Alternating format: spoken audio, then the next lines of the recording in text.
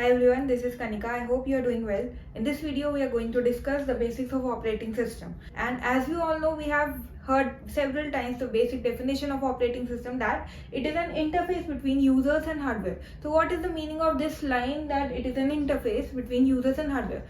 So let's discuss this through this diagram.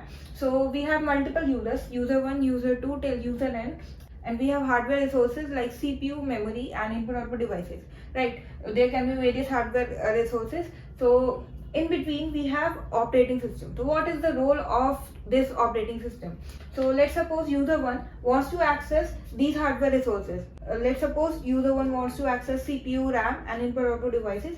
So what user 1 will do? User 1 will send a request to this operating system. Let's suppose there is operating system. We will discuss two cases where there is an operating system in between hardware and user, and second case, to understand the need of operating system, we'll discuss the second case in which we don't have operating system in between users and hardware, right? So moving on to the first case in which we have operating system. So what user 1 will do, if he wants to access these resources, user 1 will ask operating system that, hey, I need access to these hardware resources, kindly provide me the access. So operating system will provide the access to user 1, right? And in case simultaneously user 2 also wants to access these resources at the same time at which user 1 is accessing all these resources, so what user 2 will do is, user 2 will also request operating system that, hey, I also need these resources, so kindly provide me the resources, and OS will also do the same for user and users also. So we have operating system, and at the same time multiple users are accessing, so OS is able to provide access to all these users depending upon the priorities and availability of these resources. OS will allocate these resources to these users.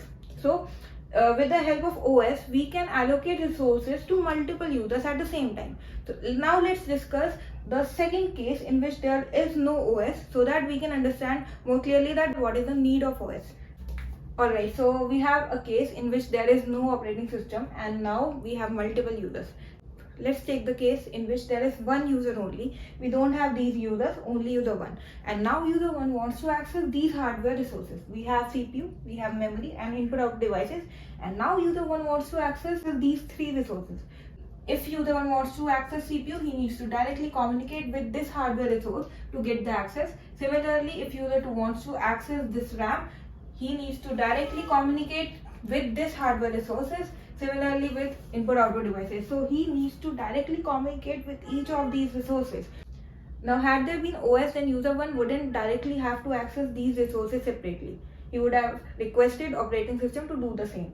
Now let's take the case in which where there are multiple users. So now user 1 is having control over these resources, and these resources are 100% allocated to user 1, and in between any other user wants to access these resources, they cannot do so until user 1 has freed them, right?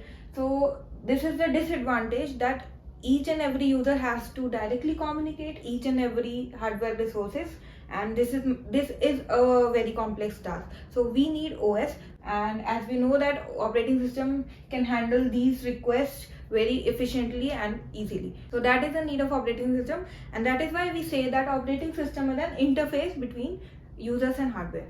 So I hope this line is clear to you. Now let's move on to the definition.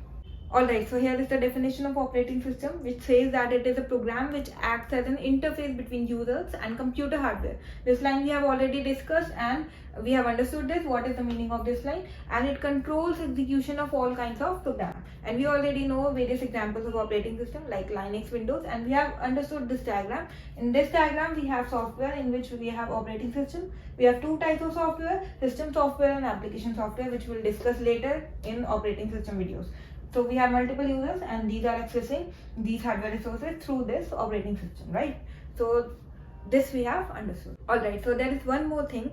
Since we are discussing basics of operating system, we should know that what are the basic tasks of operating system, what are the functions that it can perform. So this we'll discuss later in upcoming videos of operating system, but for now we can say that operating system helps in memory management, in processor management, it can handle input-output devices, and it helps in file management. And there are other functions of operating system like security and we can say coordination between users and hardware. These we will discuss in upcoming videos. For now, we can say that operating system can perform various basic tasks like file management, memory management, processor management, and it can handle input-output devices. So I hope you have understood the basics of operating system. In our next video, we'll discuss the functions of operating system in detail. And thanks for watching. See you in the next video. Bye for now.